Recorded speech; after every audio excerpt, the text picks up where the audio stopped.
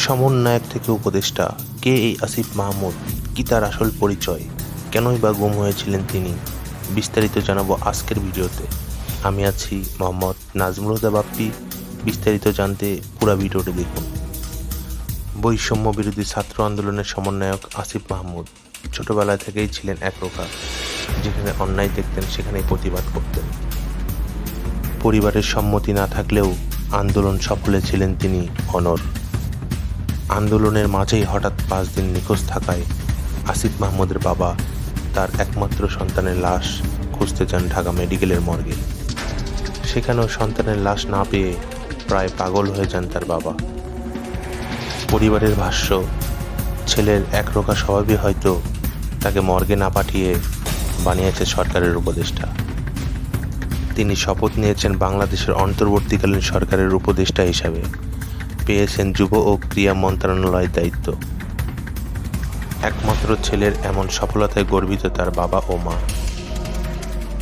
পরিবারের সদস্যদের না জানিয়ে আন্দোলনে ঝাঁপিয়ে পড়েন বৈষম্য বিরোধী ছাত্র আন্দোলনের এই সমন্বয়ক।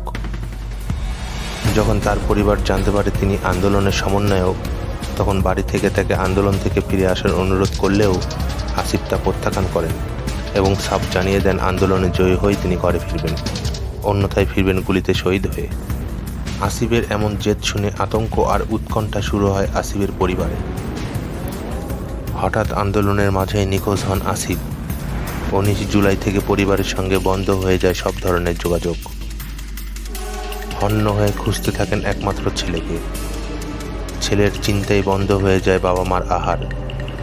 অনেক খোঁজার পরেও মেলেনি কোনো সন্ধান। এরপর পত্রিকায় শিরোনামে দেখেন, গুম করা হয়েছে আসিফ মাহমুদকে। এমন খবরে বাবা শাহবাগ ও যাত্রাবাড়ি থানায় যান নিখোঁজের ডায়েরি করতে, কিন্তু পুলিশ জিডি না নেওয়ায় হতাশ হয়ে যান ঢাকা মেডিকেলে।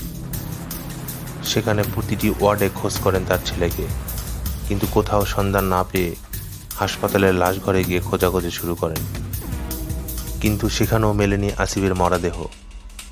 অতঃপর বাবা প্রেস ক্লাবে গিয়ে সংবাদ সম্মেলনে জানান আসিফের গুমের বিষয়টি। সবশেষ 24 জুলাই আসিফ মাহমুদকে অজ্ঞান অবস্থায় পাওয়া যায় রাজধানীর হাতিরঝিল এলাকায়। তারপরও থেমে যাননি আসিফ। বৈষম্য বিরোধী ছাত্র আন্দোলনের কার্যক্রম পরিচালনা করেন রাজপথে থেকে।